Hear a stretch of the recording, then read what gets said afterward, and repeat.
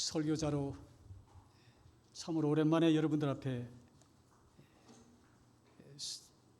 선자리가 되었습니다. 오늘 이 자리에 서도록 인도해 주신 하나님께 먼저 감사를 드리고, 또 오늘 이 자리에 서도록 또 해주신 우리 모든 성도님들께 심심한 감사의 말씀을 드립니다. 시기적으로 이때가 되면 한창 벼가 자라가는 시골 들판에 한낮에 해가 고저넉하게 내려지는 때가 되면 덤부기 소리가 들려옵니다. 혹시 여러분들은 그 변온에서 들려오는 덤부기 소리를 들어보셨죠? 저도 시골에서 태어나서 자랐기에 이 덤부기 소리를 많이 듣고 자란 경험이 있습니다. 그리고 짙은 녹음으로 뒤덮인 숲속에서 들려오는 뻐꾸기 소리를 들어보셨습니까? 요즘 자주 그 뻐꾸기 소리가 들리더라고요. 계절적으로 이때쯤 되면 생각나는 한 동요가 있습니다.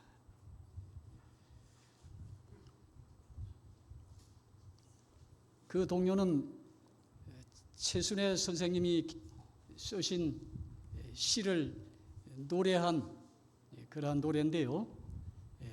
덤북 덤북새 논에서 울고 뻐꾹새 숲에서 울지, 우리 오빠 말 타고 서울 가시면 비단구두 사가지고 오신다더니.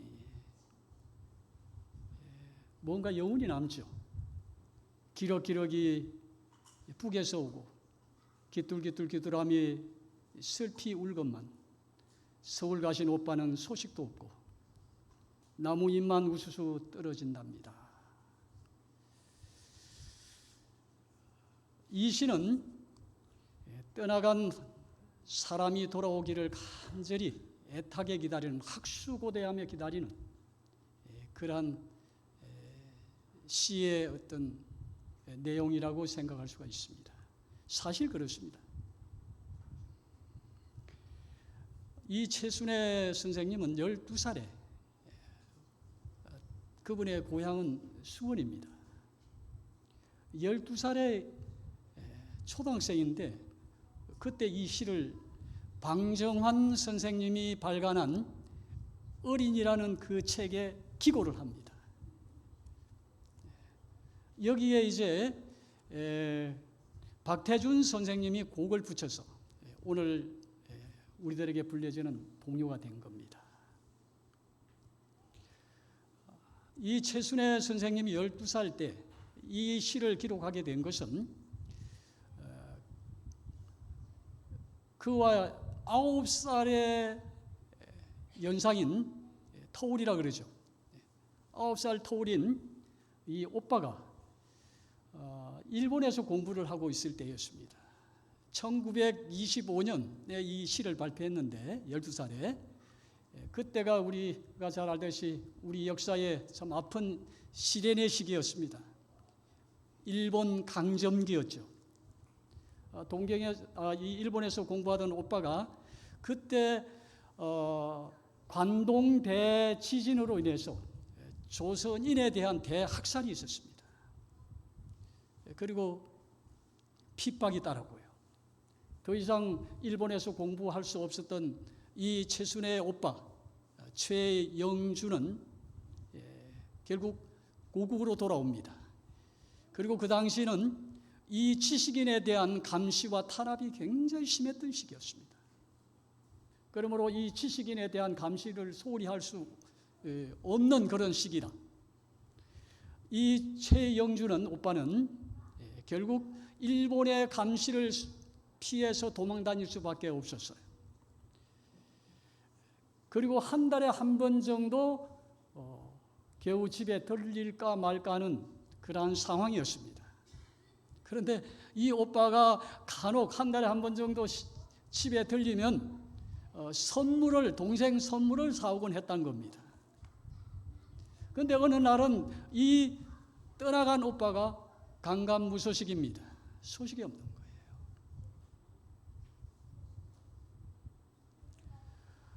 거예요.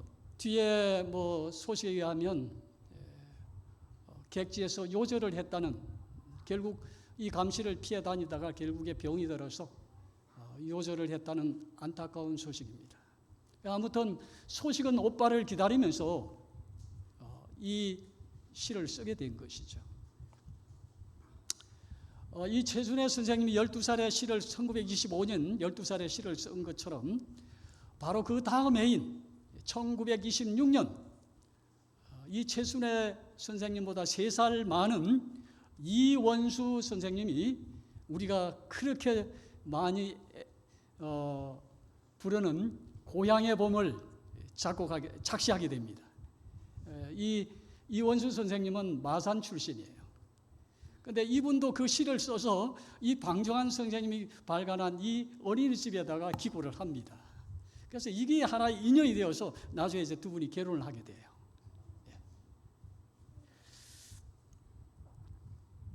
그 이원수 선생님이 쓴 이 시에다가 홍남파 선생님이 작곡을 붙여서 오늘 우리가 정말 즐겨 부르는 그러한 모든 이들이 즐겨 부르는 그런 동요가 된 겁니다.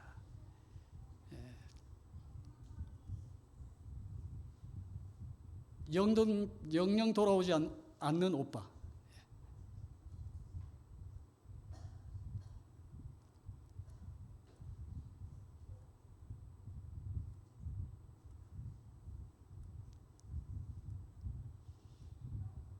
이 부부입니다. 남자는 이원수, 고향의 봄을 작시한 70세로 구강암으로 돌아가셨어요. 그 다음 최순애 선생님은 84세 나이로 사망을 했습니다. 자, 오늘 저는 이것을 통해서 그처럼 지금으로부터 2000년 전에 비단 구두와 비교할 수 없는 하늘 집의 입주권을 가지고 돌아오시겠다고 약속하신 우리 주님께서는 하늘로 떠나가신 지가 2000년이 넘었건만 아직도 강간무소식입니다. 가끔 들려오는 소문은 예수님이 오실 날이 임박하다는 소식뿐입니다. 계절적으로 배가 한창 자라가는 벼놀에서 덤북새가 노래하고, 그리고 푸르른 이 짙은 숲이 우거진 그러한 곳에 뻐꾹새가 노래할 때이지만 영적인 시세를 놓고 볼 때는 그렇게 한가한 그리고 편안한 때는 아닙니다. 우리에게 매일 들려오는 소식은 불안한 소식들 뿐이에요. 그리고 공포스러운 소식들 뿐입니다.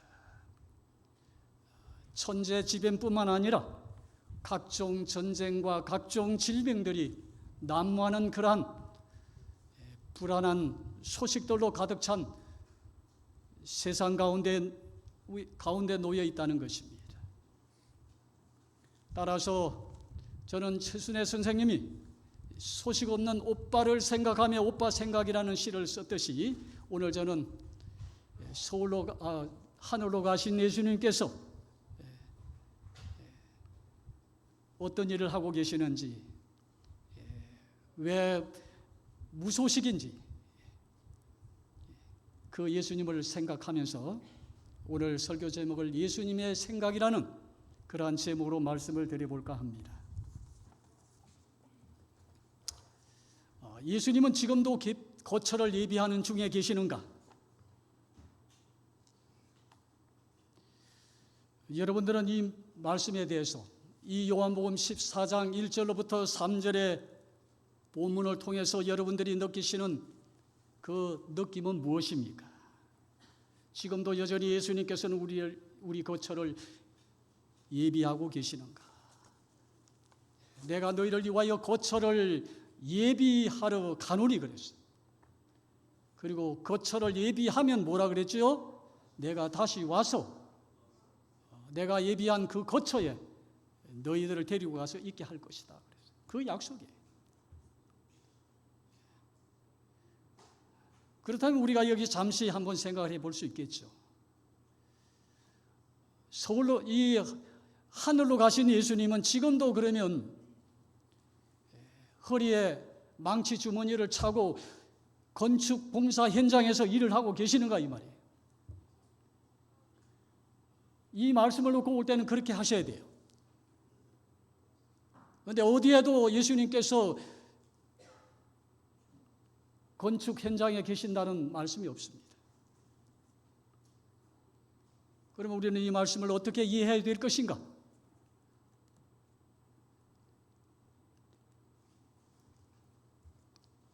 예수님께서는 하늘로 가시기 전에 속죄의 희생양이 되시기 전에 제자들에게 가실 길을 말씀해 주셨어요. 항상 질문하기를 좋아하고 앞장서기를 좋아하는 베드로가 당연히 가는 곳에 대해서 질문을 합니다. 주님 어디로 가실 것인데요? 그 가는 곳은 어디입니까? 그때 예수님께서 대답하시되 내가 가는 곳, 이것은 죽음과 성천을 말합니다. 부활해서 하늘로 성천하시는, 하늘로 가시는 예수님에 대한 그 길에 대한 것을 말씀해 주신 것이. 그러므로 지금은 너희가 따라올 수 없다.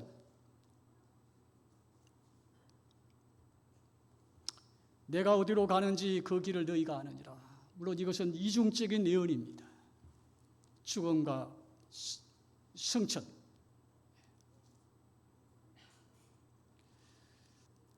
예수님 분명 처소가 예비되면 하늘로 가시기 전에 그를 쳐다보는 제자들을 향해서 사도행전 1장 11절에 너희가 어찌하여 하늘을 쳐다보느냐? 너희 가운데 올리신 예수는 너희가 본 그대로 오실 것이라고 그랬어요. 오늘 이 말씀과 본문과 연관시켜보면 처소가 예비되면 이 예수님은 너희가 본 그것처럼 다시 너희를 영접하기 위하여 오실 것이다. 아직 그러한 현상이 일어나지 않았다는 것은 여전히 처소를 예비하고 계신다는 거예요.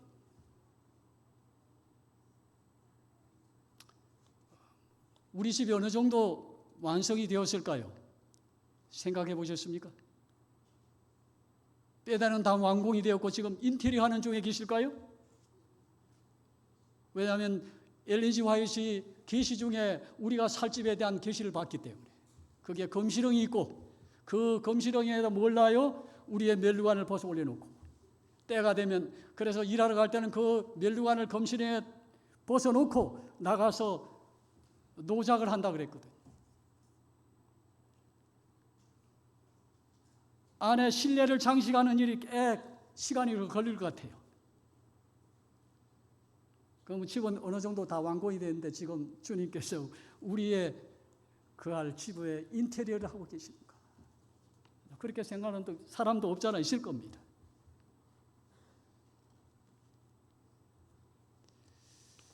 노래도 이런 게 있죠. 하늘에 곧 갈 테야 예수님이 하신지 그곳에서 너를 만나서 즐겁게 놀 테야. 예비하시는 집. 그러면 지금도 예수님께서 우리가 그할 집을 예비하고 계시는가? 여러분들은 이 성경 본문을 읽으면서 어떤 생각을 해보셨습니까?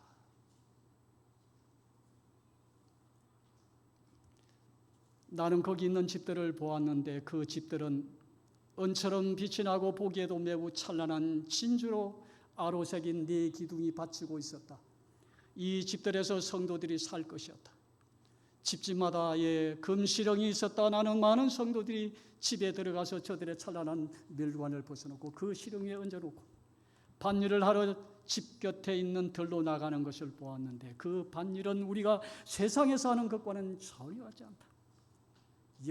영광스러운 빛이 그들의 머리 위에 비치고 있었고 그들은 큰 소리로 끊임없이 하나님께 찬양을 돌렸다. 그렇죠. 이 보석을 새기는 일이 쉬울 것 같지는 않아요. 그죠? 그래서 뼈대를 세우는 것보다는 아무래도 실내 장식하는 시간이 더 많이 걸릴 것 같아요.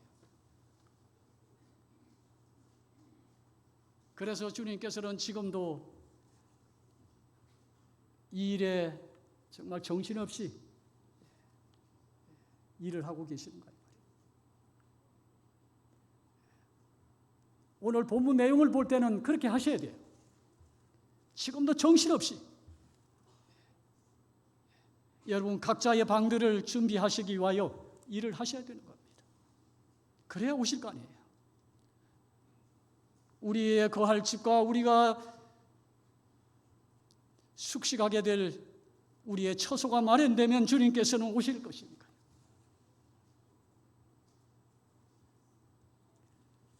그런데 예수님은 창조주이십니다. 창조주께서 무슨 그런 시간이 필요하겠습니까? 천지 만물을 지으신 분이신데 하늘과 땅과 바다와 그 가운데 있는 모든 것들을 창조하신 창조주이신데 우리 방 한 칸 짓는 일에 그렇게 많은 시간이 소요될까요? 그건 아니라고 생각이 됩니다. 그렇다면 우리가 구할 그 거처를 짓는 일이 집을 짓는 일이 아니라는 것을 우리는 어렴풋이 생각할 수 있어요. 그로 말미암아 모든 세계가 지어졌다. 지음을 받았다. 오늘 우리는 이 창조의 기념일, 그래서 안식일을 기억하고 지키는 거 아닙니까? 만물이 다 이루어졌어. 엿새 동안에 다 이루어졌어. 그런데 우리 집 한 칸 짓는 것이 그렇게 많은 2000년의 시간이 필요할까요? 아직도 몰라요. 얼마 더 걸릴지. 그래서 당연히 우리는 여기에 대해서 의구심을 가져야 돼요.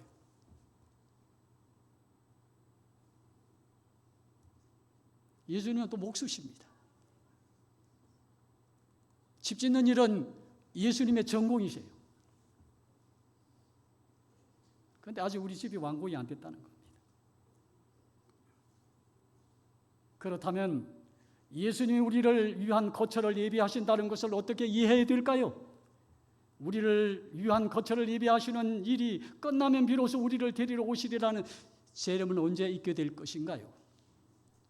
아직도 재림이 있을 것 같은 없는 것은 우리의 거처를 예비하는 일이 완공되지 않았기 때문에 그런 것은 아닐까. 그렇다면 예수님은 지금 우리가 거할 집을 짓는 건축 봉사 현장에 일을 하고 계시지는 않고 어디에 계시는 거예요?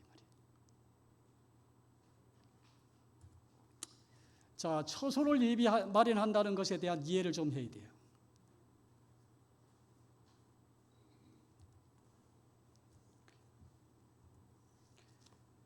처소를 예비하신다는 것은 우리의 속죄 사역과 연관된 것으로 봐야 합니다.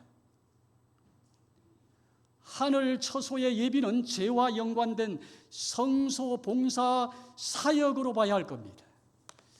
참 제가 이 말씀을 접하면서요 감사하는 것은 우리 교단은 어느 교단보다 성소를 이해하는 빚을 받은 교단입니다. 이 성소에 대한 이해가 없으면 요한복음 14장 1절 3절은 해결이 안 됩니다. 해결이 안 돼요.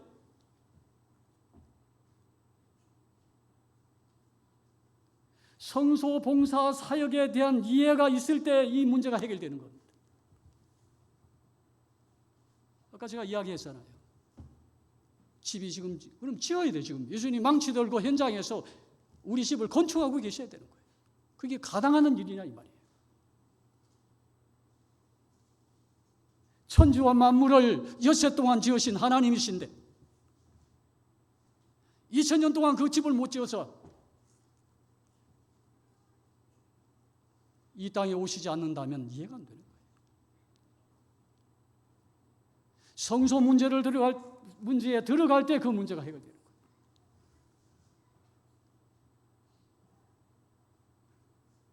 이제 제가 그 말씀을 성경으로 증명해 드리겠습니다. 예수님은 성천하셔서 어디로 가셨죠? 공사 현장으로 가셨습니까? 아니에요. 요한복음 14장 1절 3절의 말씀에 근거한다면 공사 현장으로 가는 게 맞습니다. 그런데 예수님은 어디로 가셨어요? 성소로 들어가셨어요. 성소에서 무슨 집을 짓습니까?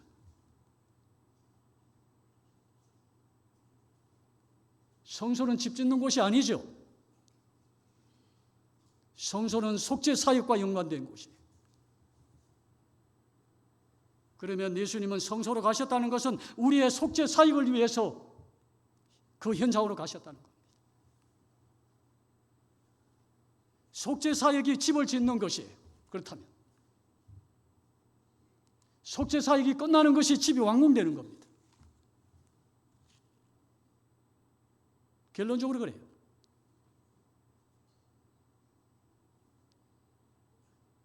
그분은 사람의 손으로 만든 성소에 들어가지 아니하시고 사람의 손으로 하지 않는 하늘 성소에 들어가셨다고 말합니다.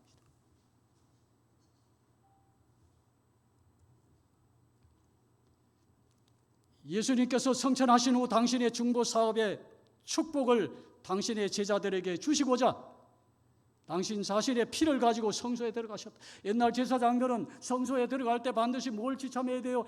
짐승의 피를 가지고 들어가야 돼요. 그런데 이제 예수님께서는 원형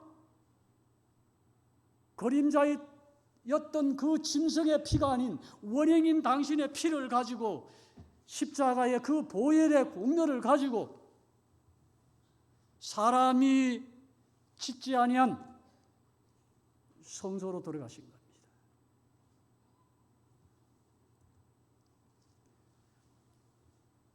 그리스도께서 성천하실 때 그리스도의 제자들은 믿음으로 그분을 따라갔다. 오늘 이 시간에 우리는 그러므로 어떻게 해야 몸은 성소로 들어가지 못하지만은 우리의 영적 안목으로 성소 안에 계신 주님에게로 들어가야 하는 겁니다.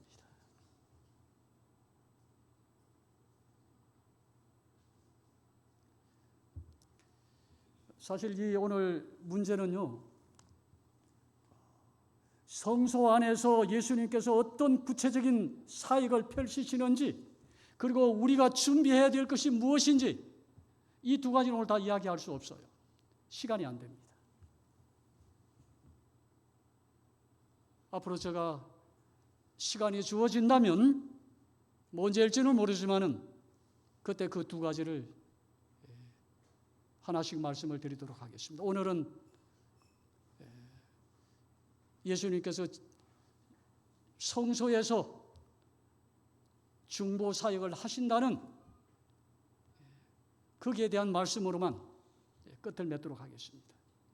그 안에서의 구체적인 사역의 내용에 대해서는 사후에 제가 말씀을 드리겠습니다. 오늘 여기도 보면 우리가 이 소망이 있는 것은 영혼의 닭 같아서 튼튼하고 견고하여 휘상 안에 들어가나니 그리로 앞서가신 예수께서 멜기세덱의 반차를 조차 영원히 대제사장이 되어서 우리를 위하여 들어가셨느니라. 들어가셨어요.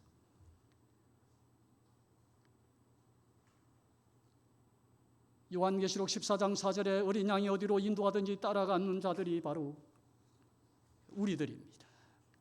오늘 예수님께서 어디로 가셨는지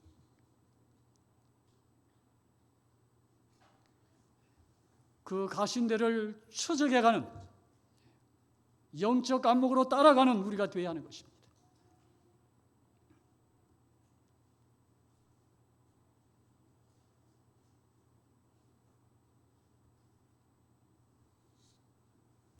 여기 보시면 상징적인 예식에서 대제사장이 그의 정장을 벗고 일반 제사장의 흰 세마포 옷을 입고 진무한 것처럼 그리스도께서도 왕복을 벗으시고 인성의 옷을 입으시고 제사장으로서의 자신을 제물로 희생 제사를 드리셨다. 대제사장이 지성소 봉사를 마친 후 정장을 다시 입고 기다리는 회중에게로 나온 것처럼 그리스도께서도 세상에서 빨래하는 자가 그렇게 희게 할 수 없을 만큼 아주 흰 옷을 입으시고 두 번째 다시 오실 것이다. 아까 뭐라 그랬어요? 우리 본문에 처소가 예비되면, 우리가 있을 곳이 마련되면 오신다 그랬는데 오늘 여기는 뭐라 그러죠? 사역이 끝나면, 집을 짓는 사역이 아니라 속죄 사역이 끝나면 주님께서 이 땅에 오신다는 거예요. 그게 재림입니다.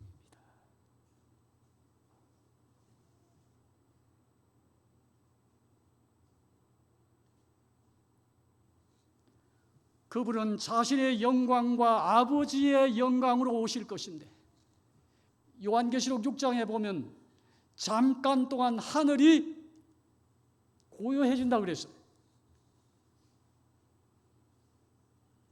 이 예언을 해석한 어떤 분에 의하면, 추석에 의하면 왜 하늘이 고요할 수밖에 없었는가? 그때 예수님이 이 땅에 재림하실 때 아버지도 그 아들이 이 땅으로 행차하는 신인에 동행한다고 그랬어요. 그래서 하늘이 빈다는 겁니다. 그건 우리의 표현일 뿐입니다. 무슨 하늘이 비겠습니까? 그러나 우리의 표현으로 한다면 그 정도로 영광스러운 재림이라는 거예요. 사실 우리 지구를 놓고 볼 때는 이 지구는 우주 가운데 있어나 만한 존재입니다. 보이지도 않는 존재예요. 그런 이 지구에 그 안에 있는 하나님의 백성들을 데리고 올 때 뭐가 대단하도 아버지도 동행을 하시냐 이 말이에요. 놀라운 일입니다. 그러면 우리는 대단한 존재들이에요. 아들만 우리로, 아들이신 예수님만 우리를 데리러 오시는 것이 아니라 아버지도 동행하신다는 거예요. 그래서 천천만만의 천사가 호위하는 가운데에서 오시는 거예요. 그러면 우리는 대단한 존재 아닙니까? 미국 대통령이 아무렇게 공항에 영접하러 가지 않습니다. 급에 따라서 달라요. 그죠? 장관을 보낼 거냐, 차관을 보낼 거냐. 그 기밀의 급수에 따라서 마중오는 사람이 달라져요. 우리를 마중하기 위해서 누가 오신다고요? 아버지 하나님이.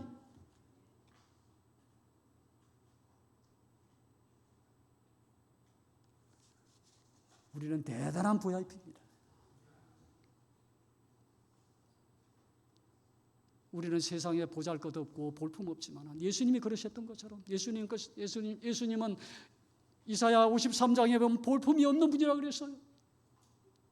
허무할 만한 것이 아무것도 없다고 그랬어요.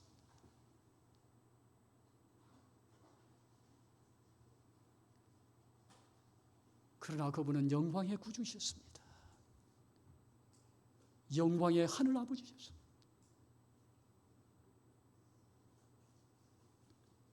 우리는 세상 가운데 가장 볼품없는 사람들인지도 모릅니다. 구박당하고 멸시당하고 조롱당하고 무시당하고 이단이니 삼단이니 기독교인들 가운데에서라도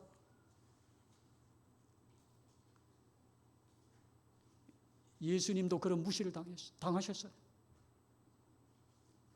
사실 예수님도 이단이라 지목받은 거 아니에요?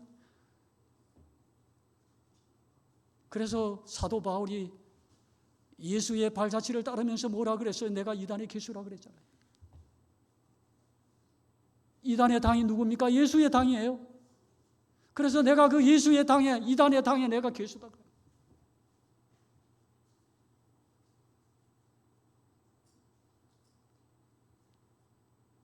기독교인들 중에서도 우리는 천시와 멸시를 받습니다. 볼품이 없는 자들이. 그러나 우리를 데리러 예수님께서 언제요? 영광스러운 그날 하늘 아버지를 모시고 우리를 맞이하기 위하여 오신다는 겁니다. 처소가 예비되는 것이, 집을 짓는 것이 완공되는 것이 아니라 속죄 사역이 끝나면 좀 더 구체적인 증거를 드리겠습니다. 여기 거할 곳이 많도다 그랬죠. 영어 성경으로 찾아보면 룸스입니다. 방들입니다. many rooms, 많은 방들.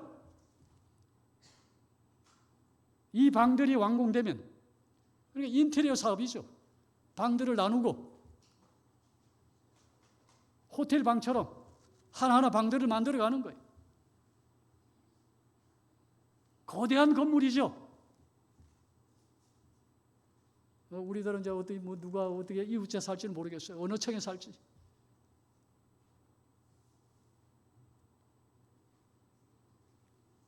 킹 제임스 번역에는 보면 맨션입니다. 맨션 들어보셨죠?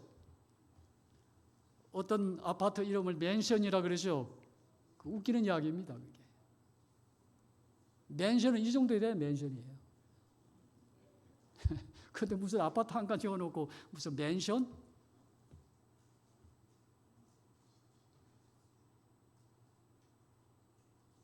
이걸 이야기할 때, 궁을 이야기할 때 맨션이라고 그래요. 호화로운, 호화찬란한, 어마무시한 1,400억이라 그래요. 1,400억. 이 집이. 빌 게이츠가 사는 집이. 이 정도 돼야 그래도 맨션 척에 들어가는 겁니다. 근데 뭐 얼마짜리라고 뭐 강남에 뭐 100억짜리라 쳐도 맨션?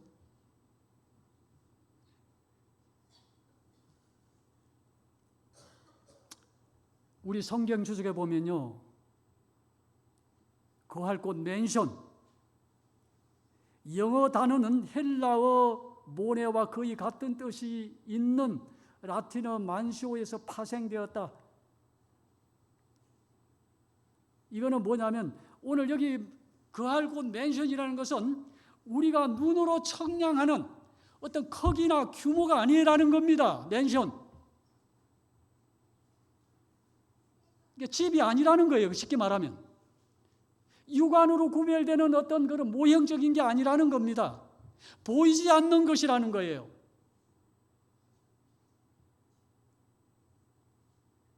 그런데 이 개념을 보이는 개념으로 바꾼 게 영어 성경에서 그렇게 했다는 거예요. 영어 성경에서. 이 말은 뭐냐면 이 성소에 대한 빚이 없었던 사람들인지라 이걸 집으로 생각했던 거죠. 그래서 제가 감격했다는 거예요. 야, 하나님께서 우리 이 교단을 사랑하셔서 성소에 대한 빚을 주셨기에 우리가 그 거처하는 곳이 집이 아니라는 것을 알게 된 겁니다.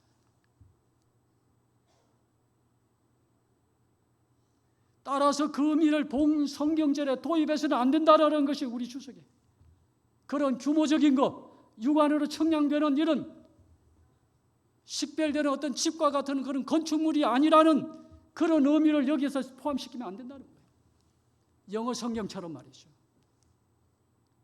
이 잘못된 번역입니다. 그래서 다른 성경을 룸이라 한 거예요. 룸으로. 맨션이라는 말을 붙일 수가 없어요.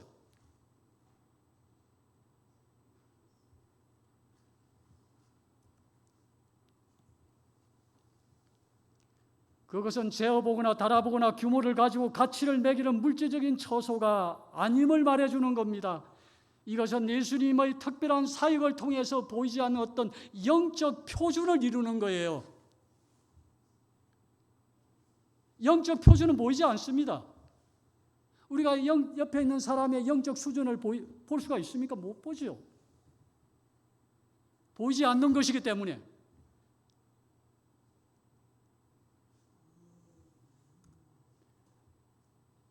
다니엘 8장 14절에 보면 성소가 정결하다. 근데 이 정결이라는 성소 정결이라는 의미를 오늘 이 조사 심판 다니엘 8장 14절을 말씀하려는 게 아니라 성소 정결이 무엇인가를 좀 여러분들이 이해시키고자 이 말씀을 제가 오늘 여러분에게 보이는 겁니다.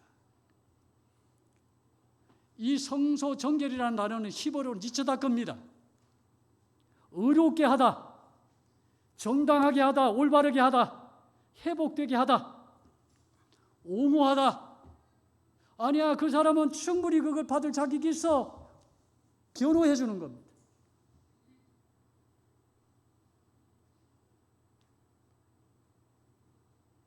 예수님께서 지금 사역하시는 게 뭐예요? 이거예요. 이 집을 짓고 계시는 거예요.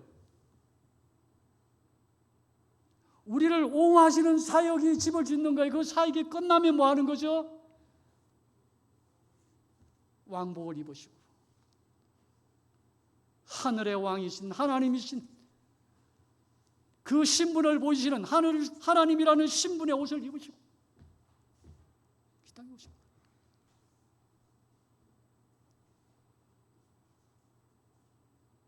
이해가 됩니까? 집을 짓는 게 아니라는 게 이해가 됩니까? 이제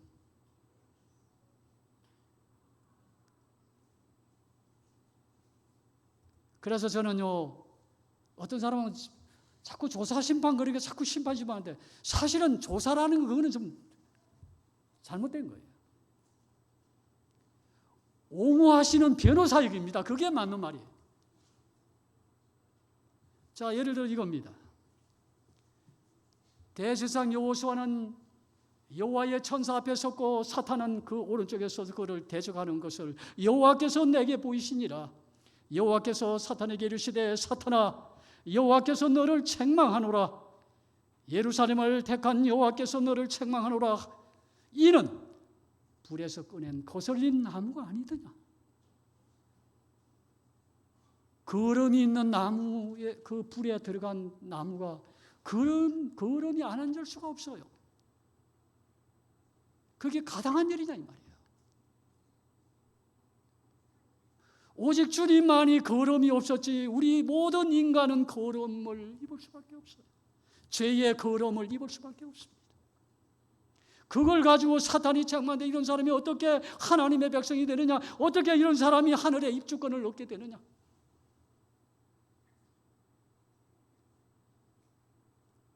우리가 하늘 입주권을 얻는 정당함을 변호하시는 사역이 예수님의 사역입니다.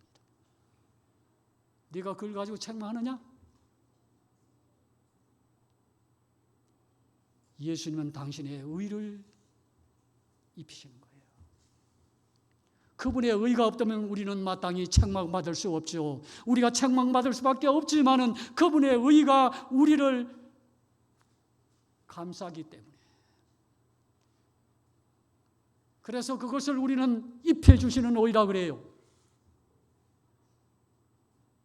오늘 주님은 성소에서 우리에게 입혀 주시는 의의 사역을 펼치시는 겁니다.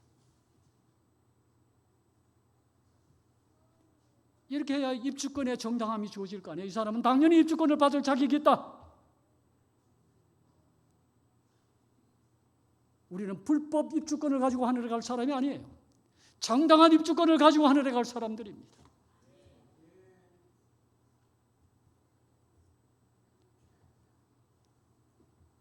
누가 너희 하나님께 택하신 자들을 고소하겠느냐? 의롭다 하신 분은 하나님이시다. 그렇죠? 사람의 눈에는 우리가 불완전하고 죄인 같지만은 하나님의 눈에는, 아버지의 눈에는 그리스도의 보혈의 공로를 통하여 우리를 의롭게 보신다는 거예요. 그러므로 주님께서는 친히 우리 곁에서 뭐 하시는 거예요? 변호하시고 강구하시는 거예요. 옹호하시는 사역을 펼치는 겁니다. 누가 우리를 그리스도의 관계에서 끊겠습니까? 그분이 우리를 위하여 강구하시는데 누가 우리를 하늘에 합당한 자가 아니라고 이야기할 수 있겠습니까? 이 문제가 해결돼야 예수님께서 오시는 거예요. 입주할 수 있는 자격이 없느냐를 이놓고 지금 경쟁하는 거 아닙니까?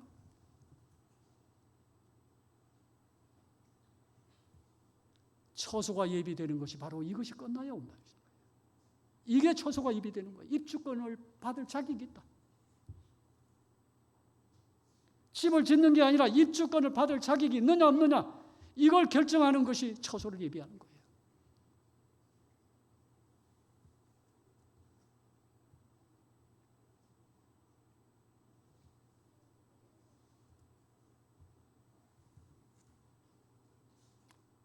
우리는 율법을 지켜서 그렇게 된 것이 아니고 오늘 안식일 지켰다고 의인된 거 아니에요.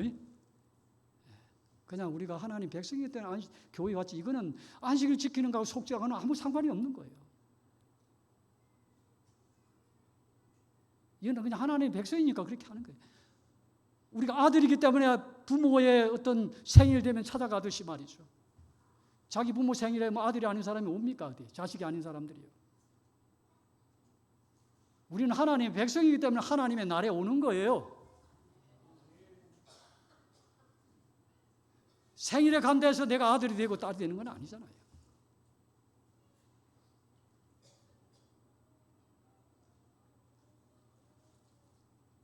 오늘 율법 지켜서 내가 의인 됐다고 좋아하지 마시기 바랍니다. 그분이 우리를 의롭게 하시기 때문이에요.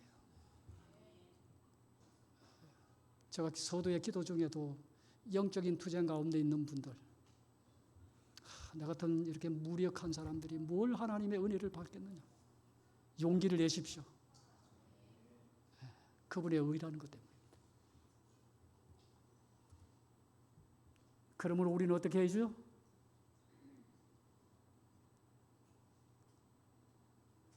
우리를 위하여 항상 살아계셔서 우리를 강구하시는 주님의 은혜를 의지할 수밖에 없죠. 그러므로 형제들아 우리가 예수의 피를 힘입어 성소에 들어갈 뭘 얻어라? 담력을 얻어라 이 말이에요. 그리에 우리의 모든 해결점이 있는 거예요.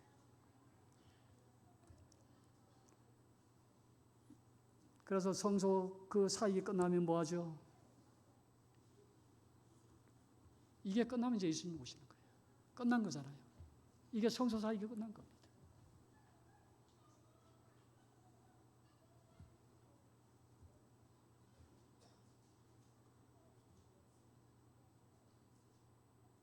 하늘 천사들은 이 선언이 이루어지면 하늘의 천사들이 멸류관을 뽑는다 그랬어요.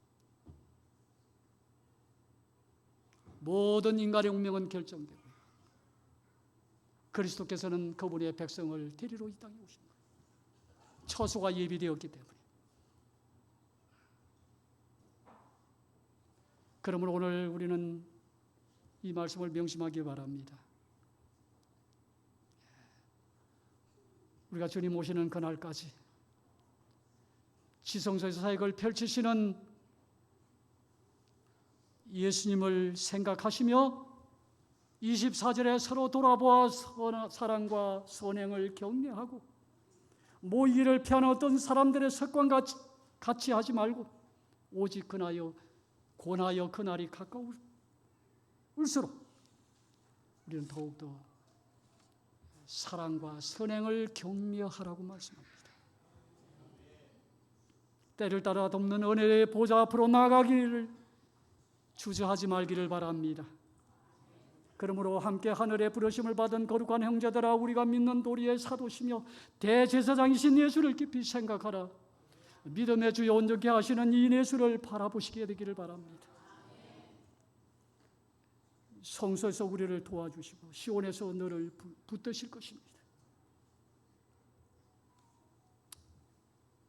이것들을 정언하신 이가 이르시되 내가 진실로 속히 오리라 하시거늘 아멘. 주 예수여 오시옵소서. 오늘 이 영광의 찬양에 참석하시는 또 이 영광의 신앙을 고백하시는 저와 여러분이 되시기를 간절히 바라면서 말씀 마치겠습니다. 기도하겠습니다.